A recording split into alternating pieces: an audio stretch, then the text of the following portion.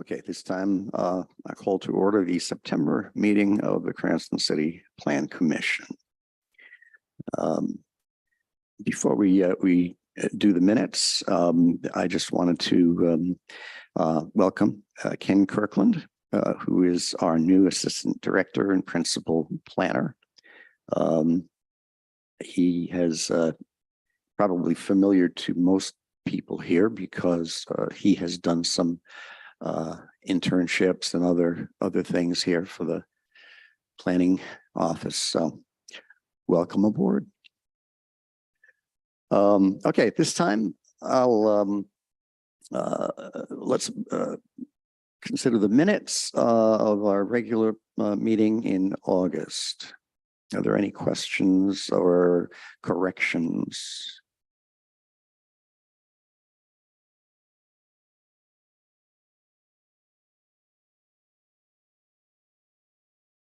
Oh, I thought you were adjusting the microphone. I was getting ready. My goodness. Okay. Seeing no questions or corrections, I'll accept a motion to approve as presented. Okay, motion made by Commissioner Mancini and and seconded by Commissioner Matus. All in favor, please say aye. Aye. Opposed, nay. The ayes have it. The minutes are approved. Appointment, you'll recall that when we have an administrative officer, because of signature requirements and so forth, we as a commission always approve the hiring. And so at this time, I already mentioned Ken Kirkland being with us tonight, but I will accept a motion to approve the appointment of Ken Kirkland as Assistant Director and Principal Planner. Commissioner Barbieri moves and seconded by Commissioner Zadelis. All in favor, please say aye. Aye. Opposed, nay. The ayes have it. You're official.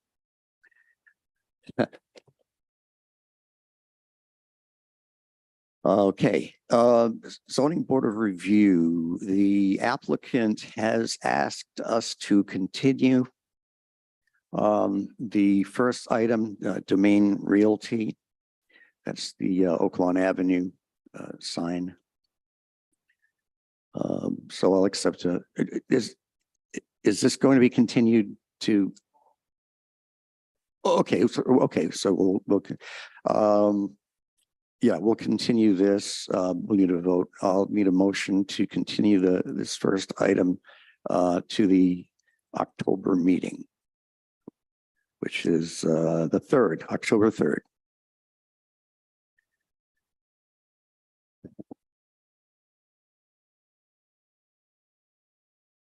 Motion made by Commissioner Matus, thank you. And seconded by Commissioner Exter. All in favor, please say aye. Aye. Opposed, nay. The ayes have it. Motion passes. Okay, we're going to take the items in a slightly different order because different staff have managed different ones, and rather than have these gentlemen getting up and down, and we'll just do them according to order. The first one is Cranston BVT Associates. It's the 3rd item down, and 5 below have applied to the board to request permission to install signs greater than that which is allowed by regulations. Good evening, Gregory Gurton, Senior Planner. As was previously stated, the address of the subject parcel is 252 Garfield Avenue. This is a dimensional variance request. The owner is Cranston BVT Associates. The applicant is 5 below. The zone is C4 Highway Business. The future land use map designation is Highway Commercial Services. And the applicant seeks to install roof wall sign of approximately 134 square feet and an under canopy sign of 5 square feet. Here's the zoning map showing the subject parcel. Future land use map as well. The aerial view showing the approximate location where the sign will be, parking lot and all that fun stuff. 3D aerial.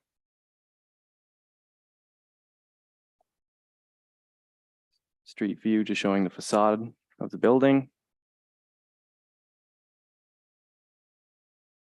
Site plan snippet showing where the business is going to be and where the sign will be located. Close up of the sign and its dimensions.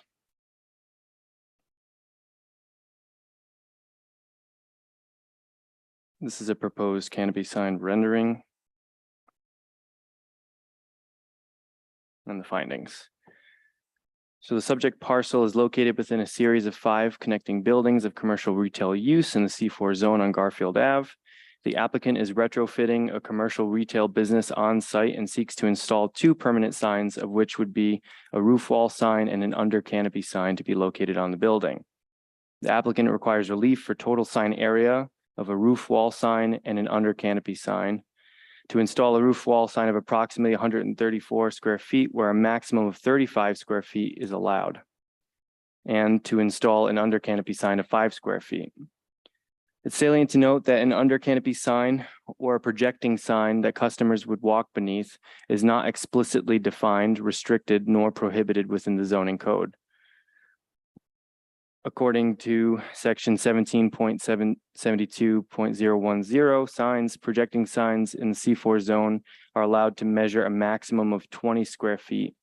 Staff appreciates the addition of the under canopy sign as a dimensional request, but believes that the relief is not necessary due to the fact that the proposed under canopy sign would be of an insignificant size, measuring below the maximum area in square footage of 10 out of 11 sign types defined in the zoning code.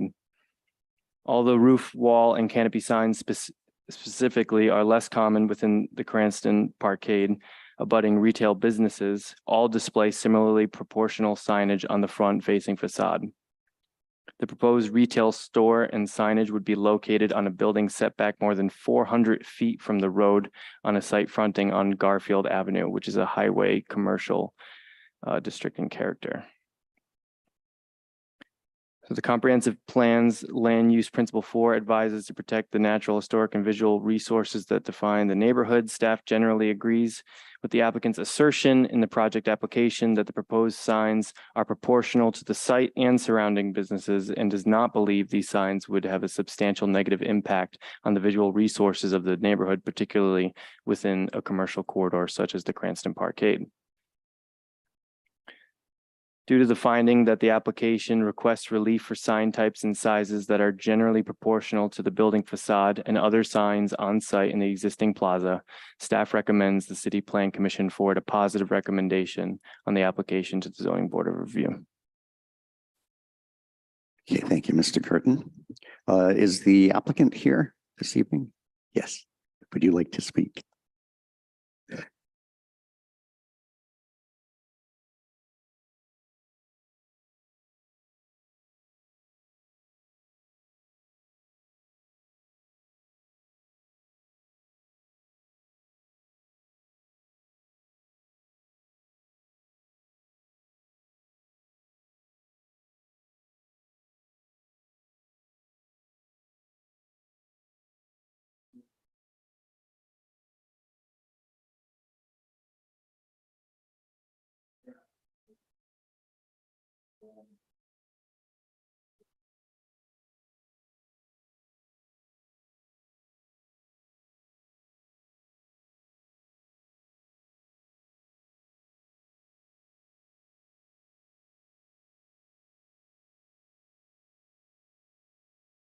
Okay, thank you, Mr. Murray.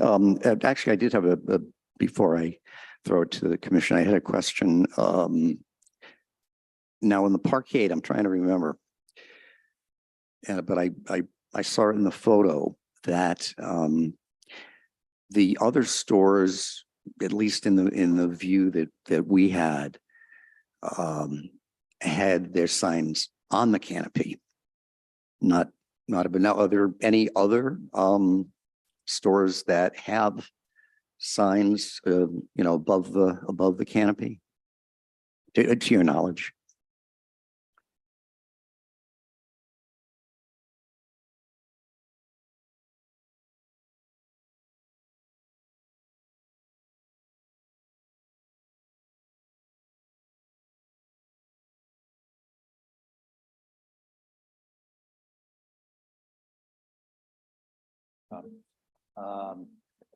I have a photo here of the stores, which would be to the right of where Five Below is, and they run along the, I don't know what you call that. Well, like the canopy itself, I Right. guess. Yeah. Yeah, along the abutment in this area. I did the variance for Edge Fitness in Burlington, which is farther down. So these are smaller stores that have their wall signage under, not in the same position as Five Below. If that makes sense. Yeah, no, it does. Yeah, I can't recall the signage on the, that's kind of an L-shaped, and that side, I believe, is all in line, but the other side may have roof signs for all I know. I mean, they're taking considerable square footage here. Yeah. It's a good get for the plaza. Okay, any questions, members of the commission? Okay, recommendation. So again, due to the finding that the application requests relief for sign types and sizes that are generally proportional to the building facade and other signs on site in the existing plaza, staff recommends the City Plan Commission forward a positive recommendation on the application to the Zoning Board of Review. Okay, do we have anybody online who wishes to comment on this issue? There's no public comment. Okay, no public comment. Well, I'll accept a motion to. Could I ask one quick question? Oh, yes, of course. Could you just put the picture up of the plaza? So I can just take a look at the surroundings one more time?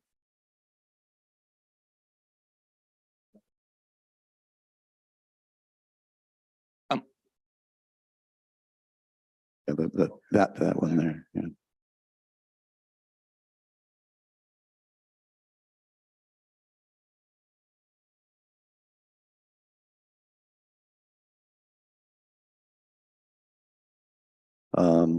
Okay, I'll accept a motion to close public comment first. A motion made by Commissioner Zadelis, seconded by Commissioner Exter. All in favor of closing public comment, please say aye. Aye. Opposed, nay. The ayes have it. Public comment has been closed. Now I'll accept a motion on the application recommendation.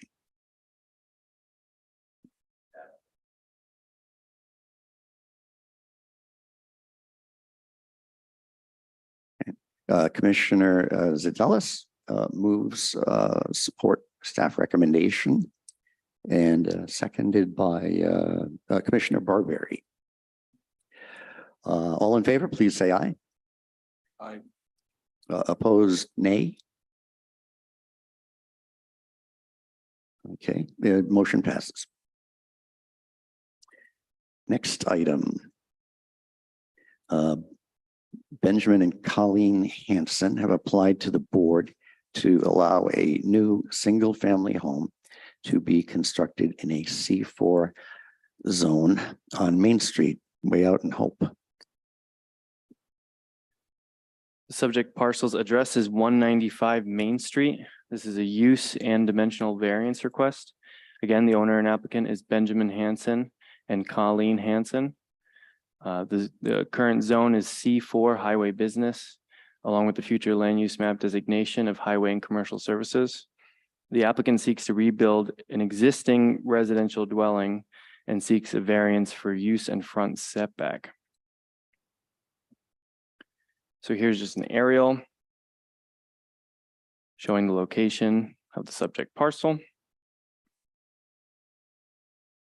Close up of the parcel itself, showing not only the single family, but some other single families as well that are also in the same zone. Future land use map. 3D aerial of the site. Street view of the current home to be demolished.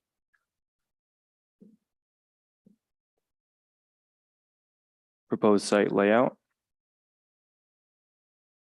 Along with site rendering. And floor plan.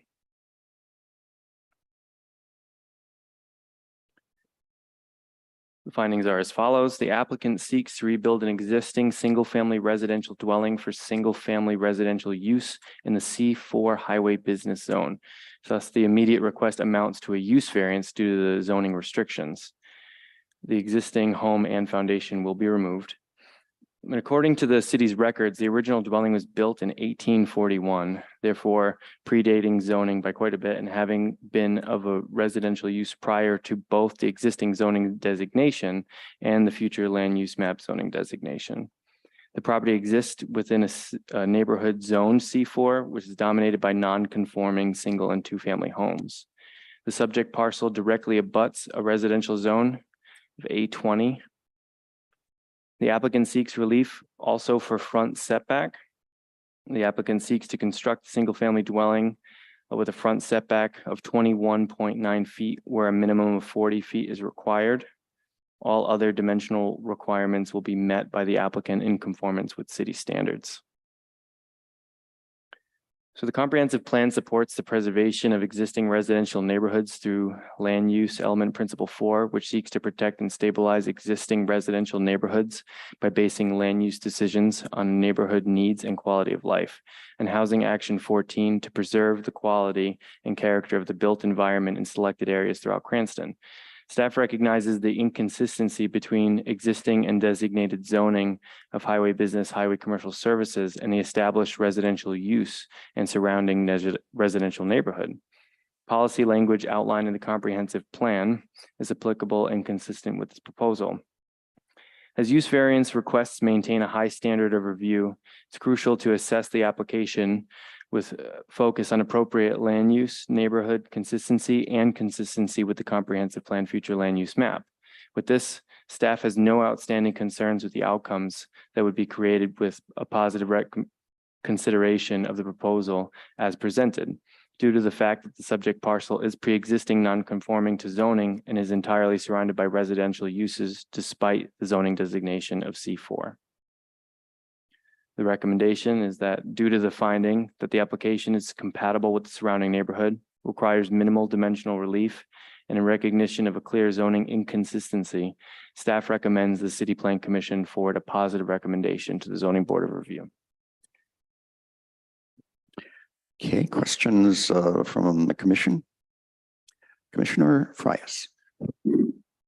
Quick question, maybe we'll go to the applicant as well. Generally, as you probably guys, my colleagues know, I don't like voting for use variances. However, this is it looks like a residential building. Is it being used as a residence right now? Yes, it is. Okay, so basically this use variance is just to basically recognize that it's being used as it has been for a number of years.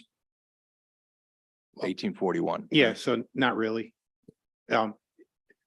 It's a pre-existing non-conforming use, but since it's a stop it if I'm wrong, since it's a voluntary demo, if you voluntarily, you lose your non-conformity, and they're expanding it by making the house a little bigger. Now, it's cleaner, in my opinion, it's cleaner to do this and ask for this approval than to leave a wall up. And Right. especially maybe the foundation from an 1841 house can't support a new structure. So it would be, there's ways around it, but right now it's a pre-existing non-conforming residential use that will continue. The reason they're here is because it's a voluntary demo, complete demo, rather than a partial demo. Okay. Yep. This is a pretty, I understand this as an exception to the general thing against use variances. One last thing about the building. It's an 1841 building. Is there any historic preservation issues? Not that I'm aware of. Okay, nobody famous ever lived there, like, I don't think so. And to be frank, I mean, this, as you saw, this memo was written by Amelia, our previous intern as I'm well. sorry. So Okay. I'm not privy to all of the details, but I would assume not. okay, thank you.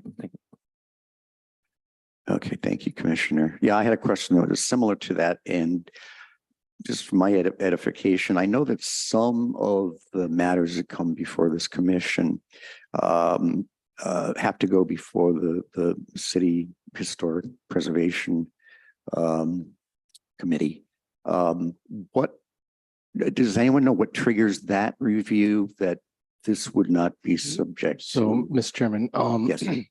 for it to be under local review under the local historic district, it would have to be in a district itself.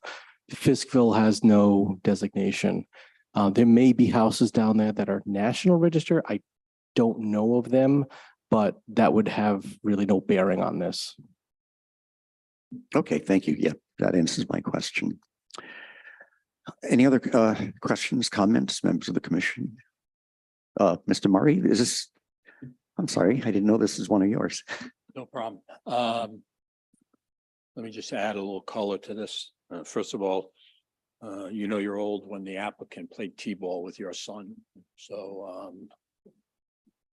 you're going through another generation of Hansons.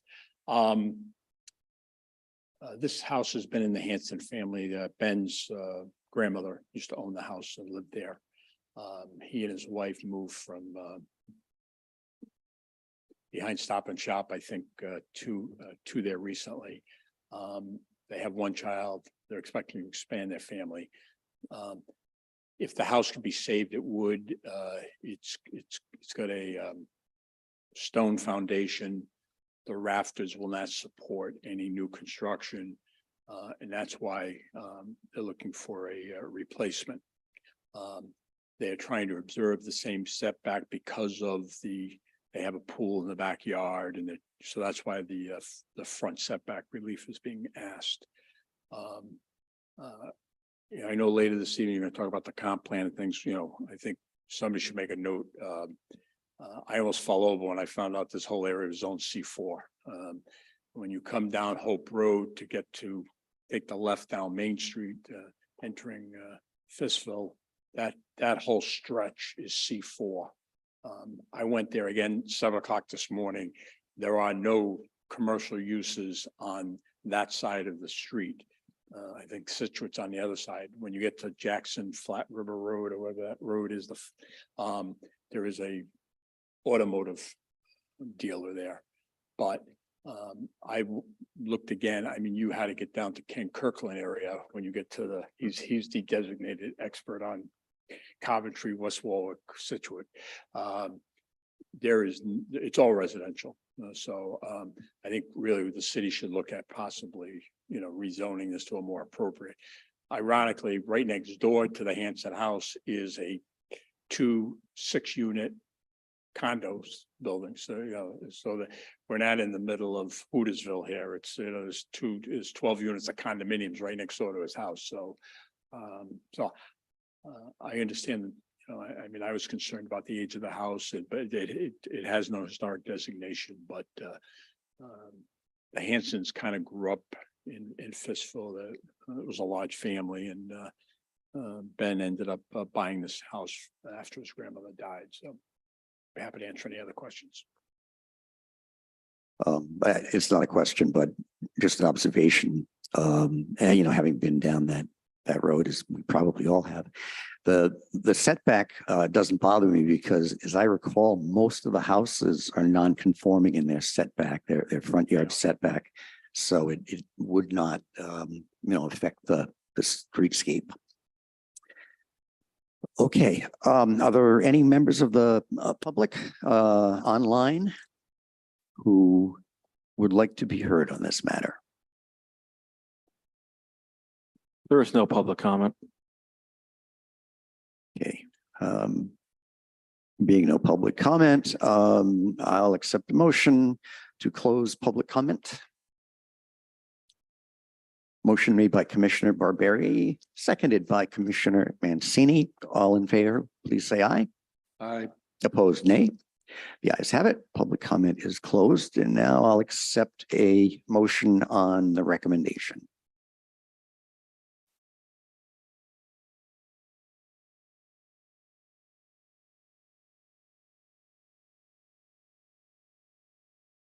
Okay, Commissioner Zatellis moves accepting staff recommendation for a positive recommendation to the zoning board. And I just need a second. Second by Commissioner Exter. All in favor, please say aye. Opposed, nay. The ayes have it. The motion passes.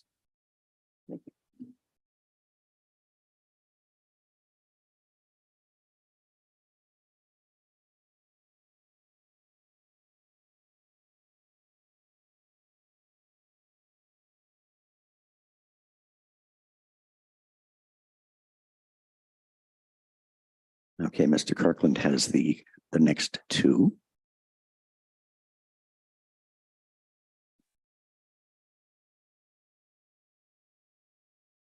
Okay, the next item is Joanne Gorman has filed an application to allow a pool deck to be constructed in a required front yard setback at a corner lot at 45 Fairlawn Street.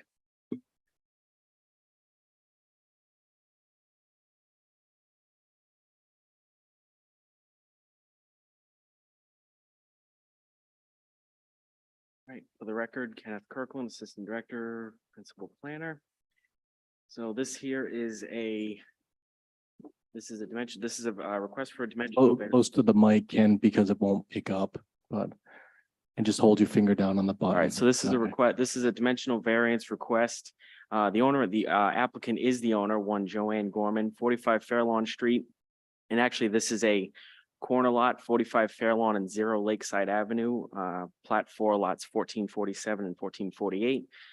It's currently located in A6 single-family residential zone with a future land use map designation of single-family residential 7 1/4 to 3 2/3 unit per acre.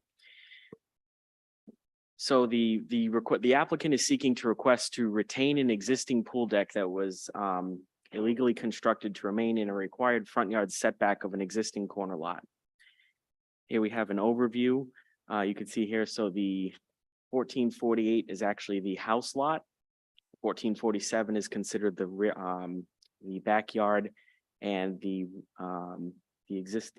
location of the pool. See if this actually works, which it doesn't. So where you see 1447, there's the pool just to the left of it. Behind that, roughly about where the lighter tan space is the location of the existing pool deck. I have an aerial view. This aerial view is dated March of 2023, indicating the pool deck is not there. Future land use map shows the area surrounded by A6 under its current zoning. We have a 3D aerial view, again, showing that the pool deck is not there. The deck is located roughly in between what appears to be the white patio area and kind of a white rectangular stone off to the side of the lower left-hand corner of the pool. These photos, the next series of photos were forwarded to the planning department from the building inspection department. This was issued a notice of violation for illegal construction. This was this is the street view showing there's an existing fence. I skipped ahead to myself. These are the photos that were forwarded to us. As you can see, the newer fencing is obviously the newer posts and the railings are the brand new pool. As you can see, looking at some of the lower left and lower right-hand photos, it's actually better to see in color. You can see that that's the top of your railing for the pool deck. So imagine an individual standing on that pool deck, and this is a corner lot. Some more photos just showing the location. And this is the site plan that was done. This was the survey that was done after the fact to show the existing deck, which is then was required as part of the variance application for this. As you can see, the existing deck is shown to be 8.1 off of the front yard and 1.8 off of the either side or rear, depending on how this is looked at. It's noted in the memo as well as later on in the discussion, but there was no request for a side or rear yard relief. It's only mentioned in the front yard dealing with the 8.1 with the 8.1 foot setback. So they're essentially requesting a pool deck to remain constructed within the front yard setback. Again, this was confirmed by Stan Peichel, the alternate building and zoning official. The pool deck was illegally constructed and was issued a notice of violation, therefore the request to come in front of zoning. It exists within the existing neighborhood, A6, dominated probably by non-conforming single-family homes, mostly by dimensions, setbacks, that's what it is. So they're requesting relief from front yard setback. And again, it's worth noting, it appears that relief from side and or rear, depending on how the building department looked at it, was, it appears that would be requested, but it wasn't as part of this application. I didn't opine on it any further. So this is a lot of text, but essentially what I did was I just took planning and zoning and general concepts and compared them together with sort of the proposal. You know, we sit there and say, well, that general purposes, you know, we look at and say, you know, public health, safety, morals, and welfare.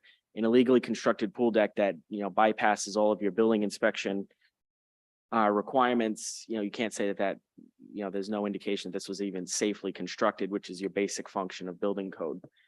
Orderly growth and development, you know, the need to shape and balance urban and rural development, all of these things, when you illegally construct, illegal construction just bypasses all of this review together. Implementation of the comp plan, you know, if the comp plan is meant, you know, if zoning is meant to, you know, provide orderly development and growth, again, repeating the same line, illegal construction that was not, just bypasses all of this. And there was no chance to review any of this for any sort of consistency from our perspective or from building and zoning in terms of construction and setbacks and so forth. So essentially when they, you know, when you look at zoning, it says your zoning ordinance is, you know, provides for the administration of these sorts of things. You know, people come in, it's existing, you know, somebody comes in with a proposal, it may or may not meet all of zoning, but we have the ability to provide relief for that. There's a process for that, variances. But when we, you know, when somebody just bypasses that altogether, there's no way for anybody to review it to say, yeah, sure, we agree that balancing things out, looking at the neighborhood, looking at, you know, the surrounding, you know, looking at the surrounding neighborhood and what your proposal is, there's no way for us to balance what's being proposed versus what's in the area and saying, okay, sure, there's an ability to grant some relief from those requirements. When you illegally construct something, get caught for it, and then go back and say, well, I need relief from this, you've bypassed the entire process that was set up to give relief for that, you know, for that, you know, for that relief. So the other piece too is that noting that some of the photos that were provided by building, you're looking at the top of the pool railing. So imagine somebody of normal height standing on top of that. They're looking, you can look over people's cars, roof lines, over into other people's lawns. So you've got, you know, visual obstruction and privacy concerns on both sides from an individual looking over the fence into other properties, and then that person, you know, you're sitting in your property looking over them. And mind you, I believe that's a 7 or 8 foot fence on that property as well. So I would say, going back and looking at all this, this is completely and wholly inconsistent with our comp plan and directly incompatible with all of your surrounding neighborhoods. Staff recommends a plan commission forward a negative recommendation. Thank you. Thank you, Mr. Kirkland. Mr. Murray, is this one of yours? I'm hurt that you even suggest that. I get clients out of trouble. I don't get them in trouble. So it's not my, thank you, it's not my. Would you like to comment on it since you're here? It's his maiden voyage, let him. Okay, thank you. Questions, comments from members of the commission? Commissioner Frias. This will be very quick. I want to commend you, Mr. Kirkland, for your viewpoint of not finding in favor of an illegal construction. Your opinions is consistent with my views, which is if you do something illegally, I'm not going to bless it. I believe in permission, but not forgiveness when it comes to these things in general. But I have one question for you, and I just want to understand in your report, you have the word urban ... development. What does is that a typo, or what's the ... So the period of ellipses refers to when it's urban and rural development, and I figured just for this particular property, it didn't seem right to have rural development in there. I wanted to put emphasis that this was a relatively dense neighborhood, but that's why I found that after the fact, and we thought it was better in the presentation to eliminate the period of ellipses.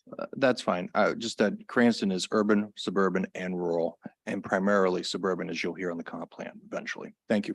Yes. Okay, other questions, comments? Any member of the public with us online who would like to be heard on this? There is no public comment. Hearing that there is no public comment, I'll accept motion to close public comment. Made by Commissioner Mancini and seconded by Commissioner Matus. All in favor of closing comment, please say aye. Opposed, nay. The ayes have it. And now I'll accept a motion on the recommendation itself. Okay, Commissioner Frias, I would make a motion to adopt the staff's negative recommendation. okay, motion by Commissioner Frias, seconded by Commissioner Zadalis. All in favor, please say aye. Aye. Opposed, nay. The ayes have it, and the motion passes.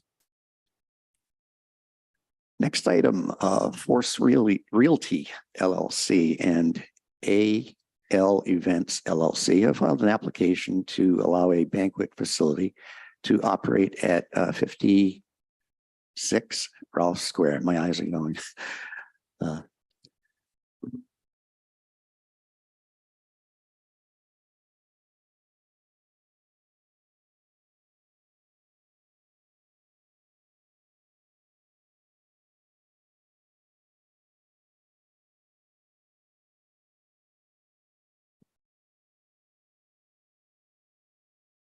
So this is in fact a use variance request. This is owner Force Realty LLC, applicant AL Events LLC. It's located at 56 Rolfe Square, plat 5, lot 595, and there's a series of other additional plats and lots. These are all owned by the same owner, but the actual location of this is the other half.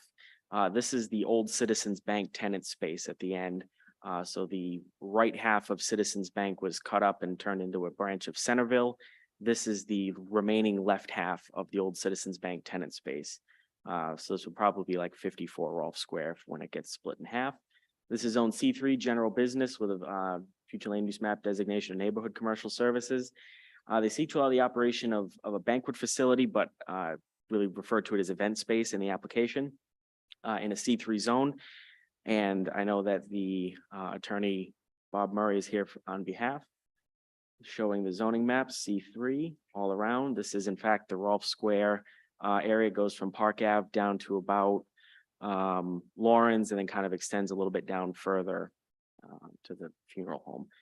Parcel aerial view, you'll see here that the parking lot is a number of actually smaller platted lots that are not actually shown on here, but when I referenced earlier, there's about 7 or 8 other lot numbers that accompany this application. That's why. Future land use map designation, neighborhood commercial services. You'll see it's on both sides of the property, north, south, east, and west. It's a 3D aerial view. As you can see, as I mentioned, this was the Citizens Bank tenant space. So at the very end, you'll see the green line. That's the Centerville Savings Bank branch.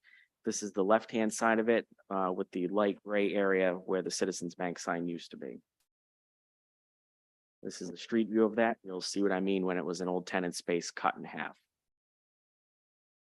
These are photos that accompany with the application showing the parking lot into the rear that you kind of pull in between just after the Centerville branch, kind of pull in. There's an expansive parking lot that is utilized by a number of the properties within the area. Showing from different perspectives. What's the rear? This is part of the site plan that accompanied it. I just wanted to note really quick that there are some, this was, I believe, a 3-year-old site plan. But I just wanted to show that there were some variances that were granted in the meantime where some parking spaces were eliminated, and the green oval is to show the tenant space approximately. Just wanted to show in here that there is in fact ample parking. It's accessed from both Rolfe Square and Richard Street. Access towards the rear. The drive-through area does not go through. There's kind of like closed off for I believe it's like a dumpster pad site, or it's an area for some of the artist exchange area. But you couldn't come in off of Auburn Street through that parking lot, cut through the rear and whatnot. But it's just to show that some of those parking spaces are not available, but they're really more periphery to the subject location. So technically, there's a definition called a banquet facility, which deals with the production of food, kind of like a catering service type of deal. Really, it's a use variance due to the fact that a banquet facility is not allowed in the C3 district. So it's this within Rolfe Square. Again, kind of the core is from Park Ave South down to Lawrence Street, with sort of a periphery extension down to Branch Ave, down by Butterfield, down by the funeral home. Seeking relief for use under section, was it 17.20.030.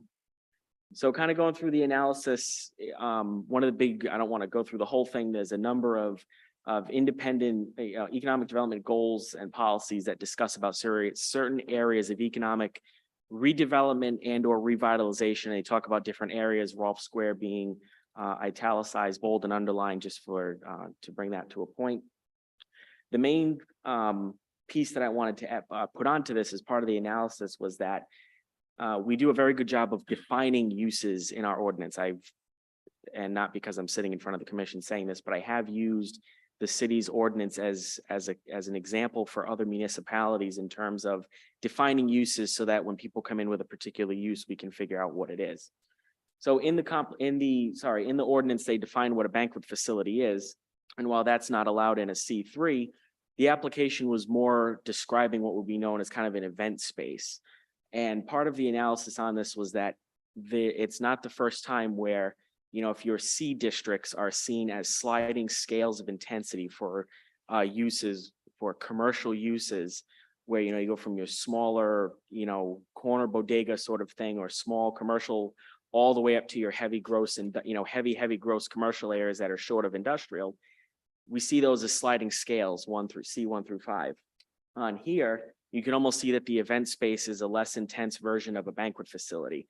Part of the application was stating this is a smaller tenant space where they've been looking for this type of space is needed, where it's not necessarily a large venue, but smaller space where smaller birthday parties, or perhaps, you know, baby showers, first birthdays, that sort of thing, where that space, it's smaller event space, but it's not enough to rent an entire, say, Knights of Columbus building, or you know, a large banquet hall or something like that. So if you could see the banquet facility being the larger, more intense catering style, where there's kitchen prep areas, all that sort of stuff, the proposal for this kind of event space is the less intense use of that.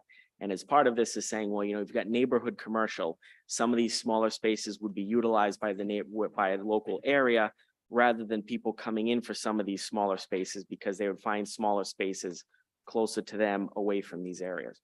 So I wanted to put that in there and say that, you know, going back, it's generally supported. It doesn't explicitly state, yes, event space is something that's great. But again, we kind of looking at things and saying, you know, we want to kind of look at uses that are here today and things that may not have been there in the past, and kind of make the, you know, kind of accommodation for those types of uses. So kind of looking at everything from a general perspective, staff recommends the Plan Commission forward a positive recommendation on this, given that the narrative of the application supports this as a less intense banquet facility style of use, more known as your event space. Thank you. Thank you, Mr. Kirkland. Mr. Murray, did you want to add anything to that? Ken did a great job explaining that. Let me just offer this. He's absolutely correct. This is the second half of the former Citizens Bank. My client used to own the property. We sold it to Mr. Chin. I negotiated the Centerville Bank lease, but we couldn't get a tenant before we sold it for the other space. I know Mr. Chin has been trying to identify an appropriate use for the space. He's trying to, he's heavily invested in Rolfe Square, as you know. This is an opportunity to bring a tenant into the space. The term banquet facility is not what I used in my application. Mr. Peichel, in characterizing it in the notice, called it that. I can't quibble with it, because but as Ken said, it's a much reduced. Banquet facility is kind of a misnomer, and we don't have a better category. You may recall, last year, not sure when it was, I had a similar application for Dolce Vita at 888 Reservoir Avenue, the former Rainbow Bakery, property. Very similar concept. This applicant also happens to be Hispanic and wants to offer space for birthday parties, anniversaries, showers, things like that. And you know, unlike the challenge with Reservoir Avenue was, you know, parking, there is ample parking at all times of the day for this location. And it would principally be busy in the off times for, you know, when the bank is not open, and it would be a neighborhood facility for the events that I described. So hopefully the commission will send a positive recommendation as the staff outlined, but Ken did a very nice job outlining and detailing what we're trying to do. Thank you. Thank you, Mr. Murray. Any questions, comments from the commission? Commissioner Frias. Mr. Murray, as you probably know, I have a problem with use variances in general, although I understand the merit of this proposal. So I had just a couple of questions. You said you did not use the phrase banquet facility in the application. Could you explain to me what phrase you used? And I apologize for not reviewing that aspect before the meeting. Without my glasses, I think what it says. When it said describe proposed alterations, no structural alterations planned for exterior building. Use existing suite for events like birthday parties, showers, and small gatherings. Okay, so Mr. Kirkland's is his interpretation, not your phraseology. You know, the zoning official, Mr. Pikel, the secretary of the zoning board, who prepares the docket, prepares the agenda and the notices, characterize it as a banquet facility. Okay. Yeah, and Steve, were you here during that other application on Reservoir? I remember. And the whole point of how we couldn't really categorize what that was because it wasn't in our code.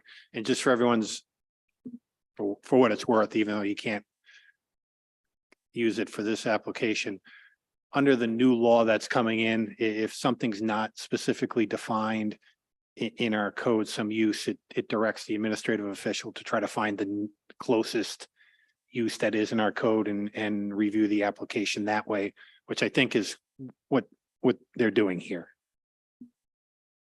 The second question I have is, a few months ago, I remember the Guzman application, but a few months ago as well, we approved something like a mini brewery in this Ralph Square area.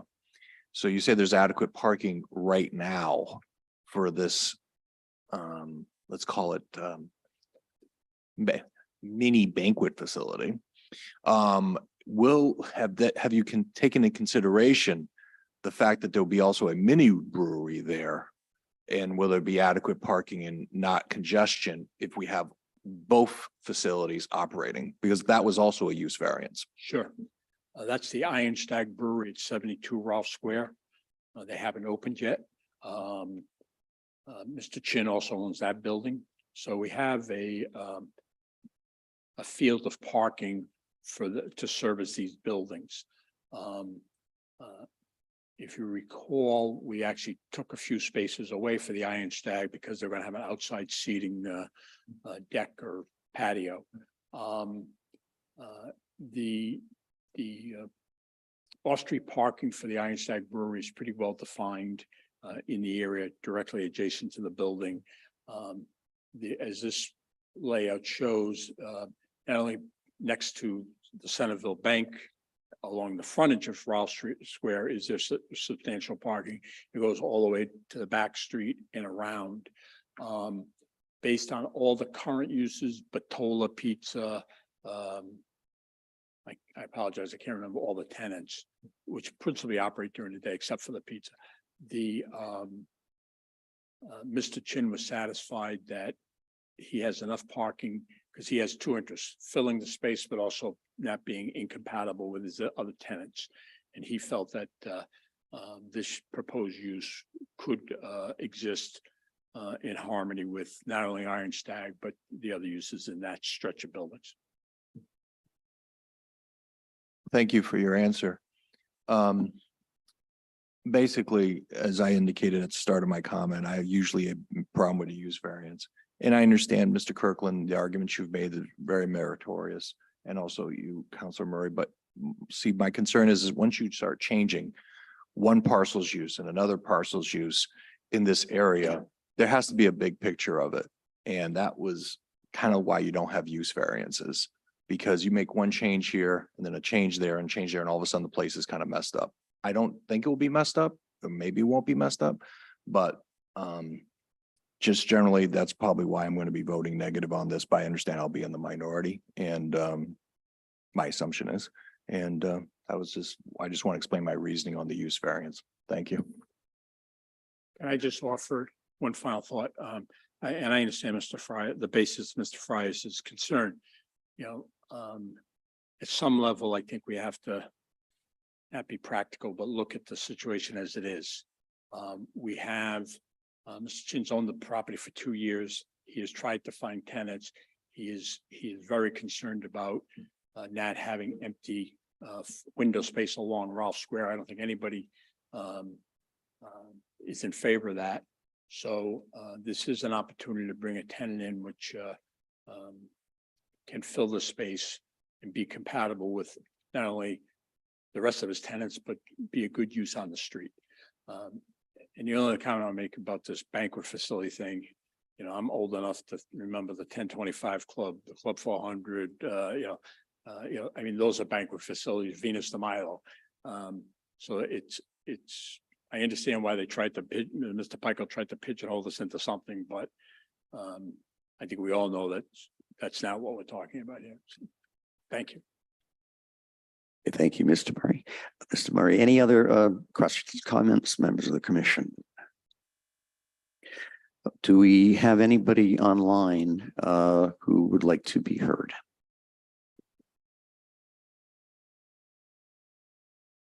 There is no public comment. I'll accept a motion to close public comment. I'll make a motion. Commissioner Matus moves to close public comment, seconded by Commissioner Mancini. All in favor, please say aye. Aye. Opposed, nay. The ayes have it. And now I'll accept a motion on the recommendation.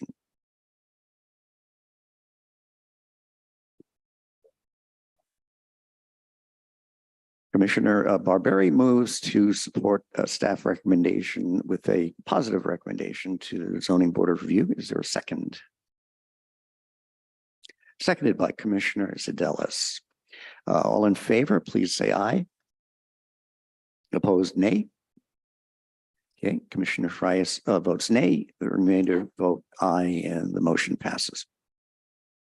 Thank you. Have a good night. Okay, Planning Director's report.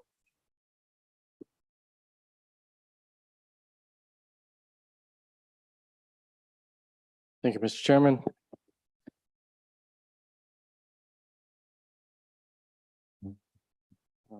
So briefly, the search for planner tech goes on. We actually offered the position to somebody, and the funny thing was they actually took Ken's old position in Woonsocket. So, you know, it's slim pickings for folks to do that position. So we're going to be tweaking that description and resoliciting for that. I'm going to try a different approach. So for the foreseeable future, we're going to be short-staffed because of that. Okay, next. Did I actually put comp plan on the agenda? Okay. So we have Weston and Sampson engaged on the project. We've met with them in the office, and we are ready to have a meeting with the commission and the consultant. So this meeting time, the first Tuesday of the month, does not work for the consultant. It won't work for the entire year and beyond. So we will need to do special meetings to have the consultant meet with us. So, which is probably better anyhow. So looking at the calendar, over the next 3 to 4 months at least, we're not going to go too far into next year. The third Wednesday and the fourth Wednesday. Those 2 dates are open for us to have these kind of workshops where we can focus on the comprehensive plan and only the comprehensive plan. So I was hoping that we could, by consensus, schedule the September 20th meeting where we can have Ashley Sweet of Weston and Sampson come and do a presentation, explain the process, explain expectations and work product and everything else, and that would be the meeting. So, Mr. Chairman, what is the pleasure of the commission on a date? Any comment, thoughts on the suggestion of, and that wouldn't be both the third and fourth Wednesday, it would be No, one no, or just the other. moving forward. Yeah. You know, I don't want to set the meetings too far in advance, but the third Wednesdays and the fourth Wednesdays from either, Either right, or. through December at a minimum, are open for us. I've confirmed with the clerk's office. So that's for September, this 20th looks like the best date for us to try for this. They would.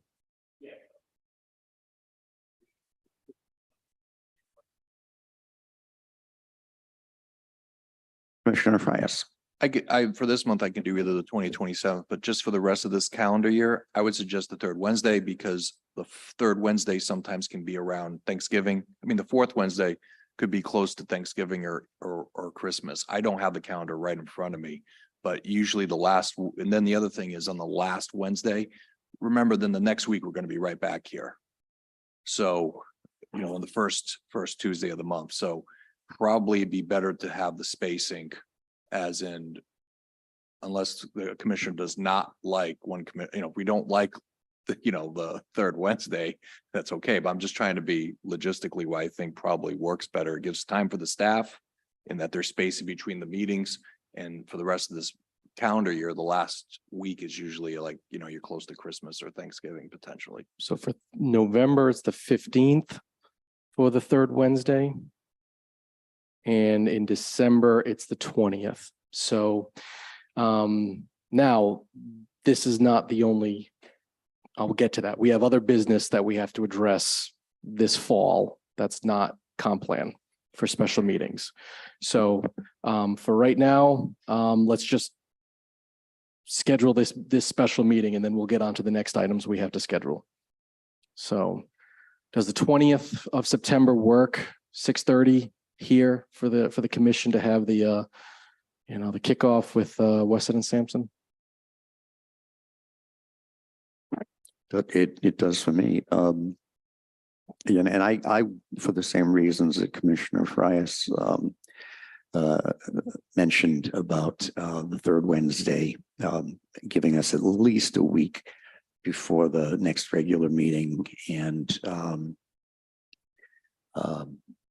I think I would favor the third Wednesday if that's okay with other people. Yeah, I just don't know if people have personal schedules. That's all it is. People have a problem, they can just speak up right now. This month, the 20th? Okay. All right. So Mr. Chairman, if there isn't any objection, at least for this month, when we get to, when we get past that next meeting, then I think we'll look at our calendars again and see what works for October. But all right, so we will schedule the 20th for this meeting. Okay. September 20th, 6:30 p.m. in this room.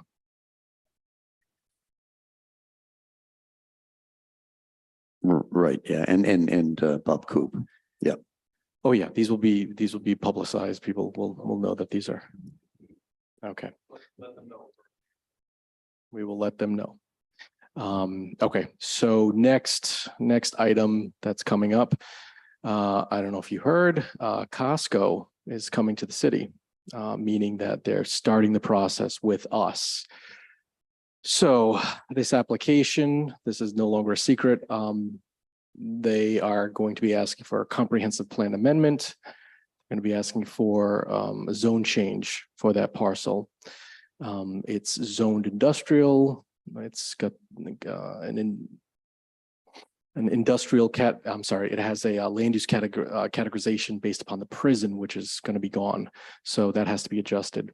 So for any projects of scale, which I believe that this is, we usually do a site walk with the city council and the planning commission. So I'm going to fast forward into October. Now let's take a look here.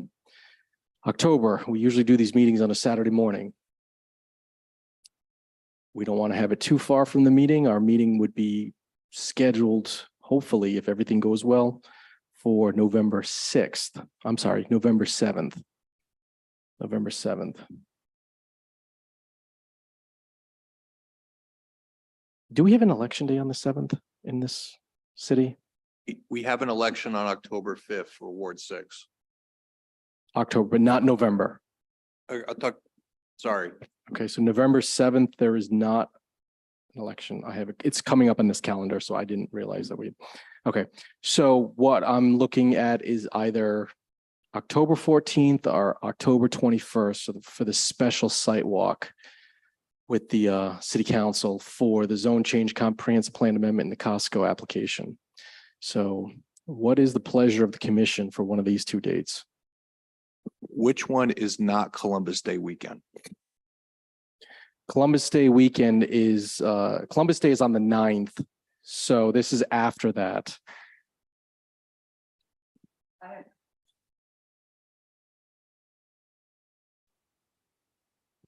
Does the 21st work for everyone? Works for me.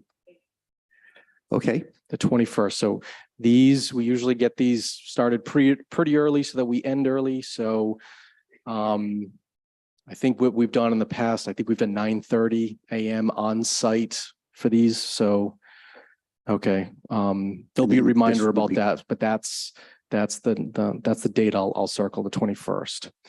Okay. Hey, can I just, this would be with the city council as well? These are joint, yes. Yeah, jointly, okay. Joint meeting. And the way that I think we'll probably approach these comp plan meetings is that I'll send the invite out to the city council as well. You know, these are our meetings, but the city council, of course, is welcome to be at these meetings and be with us at the ground floor when we start, and as well as everybody else will get notified. So these will be publicized. Next things we have to do, October, we're not doing Costco until November, so October seems to be probably more variances, but I think that will be our first workshop on this basket of ordinance work. There's two parts to that. There's a number of ordinances. Steve has helped us with those that we have to start airing out, as well as the subdivision and land development regulations. So I think at this point, it's probably fair for us to say the October meeting, our regular meeting, will be a pretty hefty workshop on these basket of ordinances that have to be done. But we should, give ourselves a deadline. I think that we'll have a good discussion on those, and that'll probably take up the majority of the meeting for October. So I don't think we need to do a special workshop for the October meeting.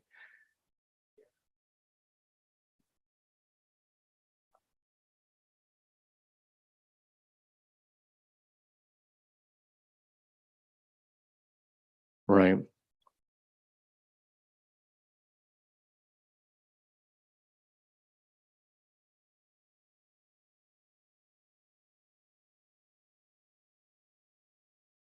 Right. And there's a lot of that. And then there's other items that we will have to, we'll have to air those out. So subdivision regulations do not need to follow the same ordinance path. as the regular zoning code. So that will be a different advertising requirement and it'll be quicker. But for us to be in the, in the lane to get these approved in December, we really need to have these to the council and docketed as new business by the end of October. So we're not going to have a lot of wiggle room. So we'll be working on these pretty diligently this month and have something for the commission in October. But then soon after that, we're going to have to package these and get these off to the city council. That brings us into November and December for hearings on these. So yes, we will have to make the formal recommendation to the city council in November, or maybe it's December, depending on how quickly we move. So we'll see. These dates for these Wednesdays are still open. So for whatever reason, we have a relief valve if we need to have a special night for, if we have to. So we have these nights scheduled. So, okay, so we have the September 20th and we have October 21st as nailed down as our special meetings coming up. Site walk will probably be 9:30 a.m. on the site. And this will be joined again with the city council. So it'll be advertised as such with both committees. All right, with that, that's a lot, but with that, we'll be busy this fall. Thankfully, we don't have a lot of land developments right at the moment, so that's good. And we'll still be looking to fill our staffing needs. Hopefully we get some luck this month. And in the meantime, that's all I have.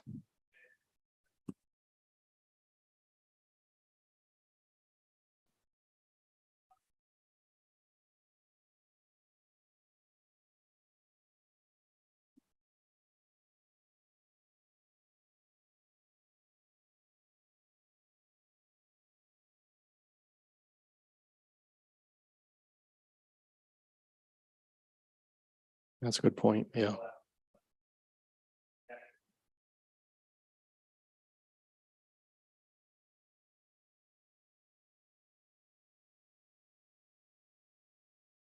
Okay. Anything else from the commission? In that case, I will accept a motion to adjourn. Motion made by Commissioner Zadalis, seconded by Commissioner Matus. All in favor, please say aye. Opposed, nay. Okay, we are adjourned. Thank you, everyone.